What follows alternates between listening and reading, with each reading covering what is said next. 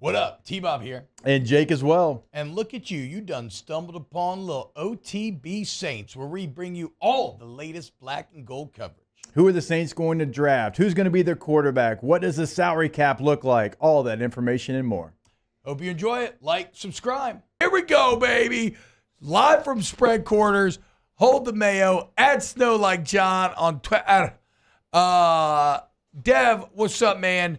I know it had to be a bit different from the first 2 weeks.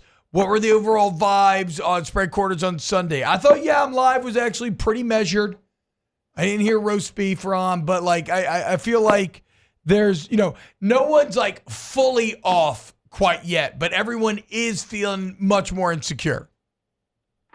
Yeah, I think that's like the perfect way to describe it. I don't think anybody blew a gasket. I don't think anybody wants to move, out the state, anything like that. I think it was just one of those games where you would have thought that this new Saints team would have been able to pull out the win. Yeah. You know what I'm saying? Yeah. And we just got humbly reminded.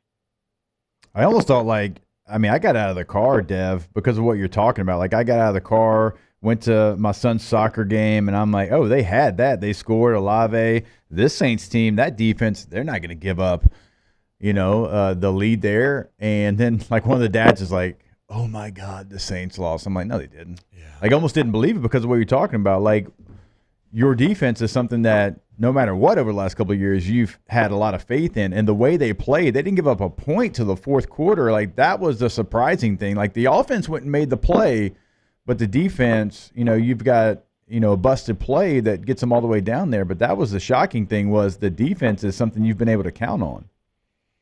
Yeah, you wouldn't have thought, because you really didn't feel like a 65-yard run was going to happen, No. So when it did happen, it's like, okay, defense getting a little tired over here, and I hated to go look at the stats entering the fourth quarter, but I did.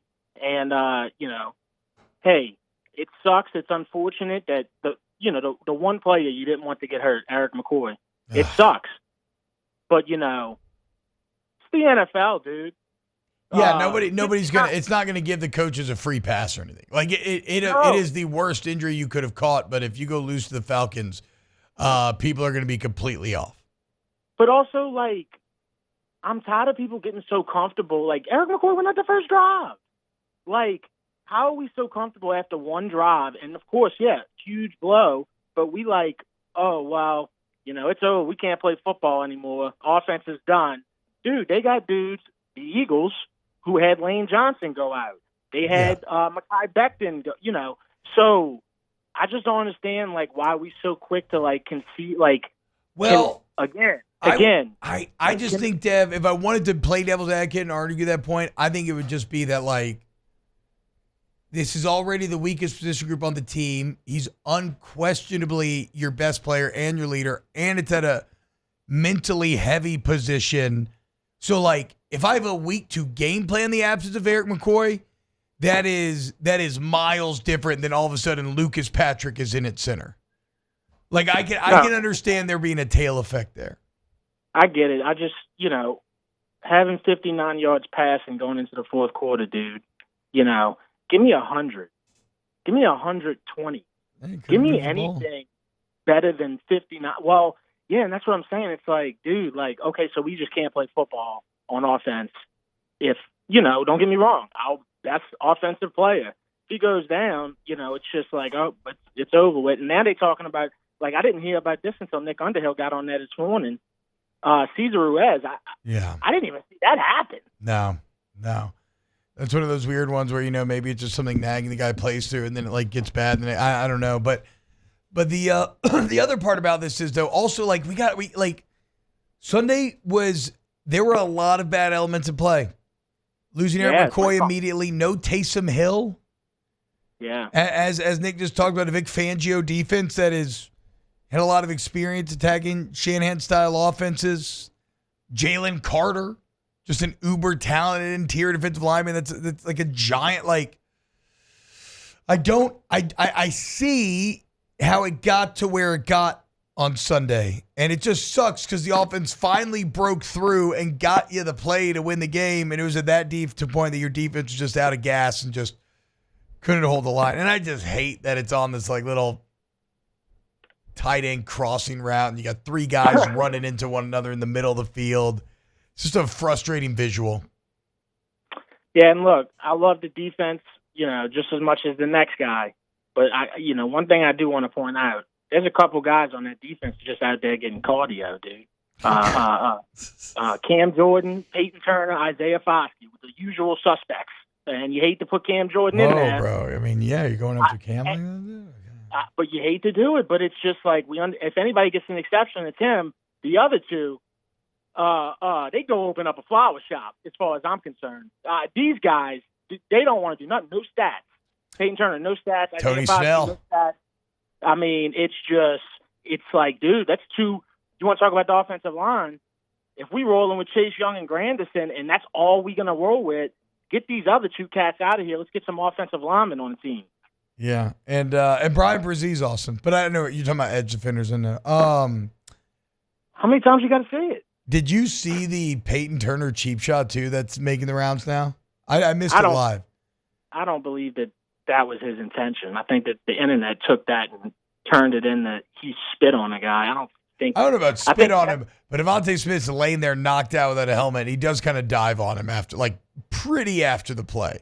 And I know Peyton's really hungry to get any sort of action, but maybe jumping on the dead guy isn't the play. I don't know. Hey, the ball was out, man. So okay, that's fair. That you're right. You're right. The ball was out. By the way, you hate to bring up refs. Refs, they could have had a little better vision this last game because there was a lot of things they just, I don't know. The ball was out. That's true.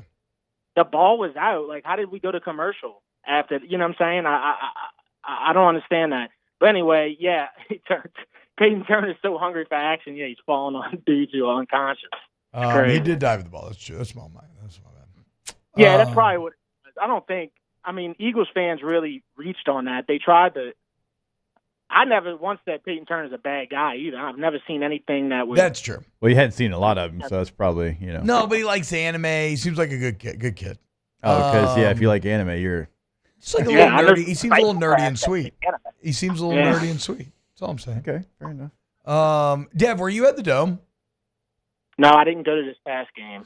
Okay, because I've heard from people who were that maybe the Dome wasn't quite as rocking as I was hoping for. Uh-oh. And it makes sense. A lot of Philly fans coming in from out of town. Heard they might have had about 12,000 in there. It makes sense. It was 3-0 majority of the game. It makes a lot of sense. Yeah, but sometimes in a defensive battle, you can get a little crunk, though, because you're going to be on, my boy Scott was talking about this last night. I think I agree with him, you're on defense all the time. You're supposed to get really loud when you're on defense. Come up with 4 turnovers. I know you get frustrated by the offense, but I guess I'm just a bit surprised. I expected it to be vintage, 90% of what we know the Superdome can be, and I heard it was maybe more like 65. I mean, it's simple psychology to me because, you scored, buku points the first 2 weeks, and then you come out and you could only score 3. It probably just took the soul out of the grass cutters just got here. Yeah, you're probably right. Yeah, it probably just took these guys with these weed. They make these weed eaters louder every year. I think that's they make a new iPhone every year. Well, they make a new eater, just make it louder. Every time we go to a remote at a golf course or something, Dev, it's every time. It feels like, dude, it feels like he gets into the walls with the weed eater. It's really. Matt C says Eagles fans were obnoxious as obnoxious as hell in the Dome after the game. Guys, we just second lined around Jerry World. Okay, let's not, glass houses. Let's not cast stones. That's the best part about the NFL. If you go to an NFL away game or college, whatever, you are well within your rights. Did you see the Eagle fan make that little kid cry? Yeah. That was hilarious, dude. Oh, my God. That was so good. That's why football's great. So, that's okay. And Eagles fans travel well. So I see people saying there was a lot of – they travel well. They network well. The Birds. They probably hit up a lot of Saints fans, got them tickets off of them. Steelers fans do it. Green Bay does it. So I wasn't surprised with that at all. They just travel well, So, Dev, everything comes down to Sunday, right? Absolutely. Against the Falcons? Absolutely. You got to make it happen, dude. You got to beat the Falcons, dude. And this feels like one of them Falcons games, man. I can already feel the tension. You know? Yes. Yes. It's gonna be a Derek Carr legacy game. Yep. It's a tight B-hole game. Yeah, he's gonna have to let it loose. You know, hey, let's give a mulligan on this last game with the play calling and how the offense played. Fair enough, I'll do it. But you know, we got to come out letting it sling against the Falcons, and he's gonna have to be careful because them dudes can get turnovers. You already know Jesse Bates. I mean, I feel like every time I turn on a Falcons game, he's getting an interception. And he baited you last year. And that was, of course, one of the clips post-game that made people kind of turn on Derek Carr. I forgot about that. I'll never forget that one. Derek Carr tapping him on the ass after buddy. You know, it's a division rival. I just threw a pick six, but, you know, let's laugh it off. Wow, just amazing black and gold takes right there, Jake. I don't think I've ever heard any takes that are better than the two guys that just gave you that take. And you can keep getting them by going ahead and liking, subscribing, ringing the bell to get notifications when we post. Have a great day. We'll see you on the next OTB Saints.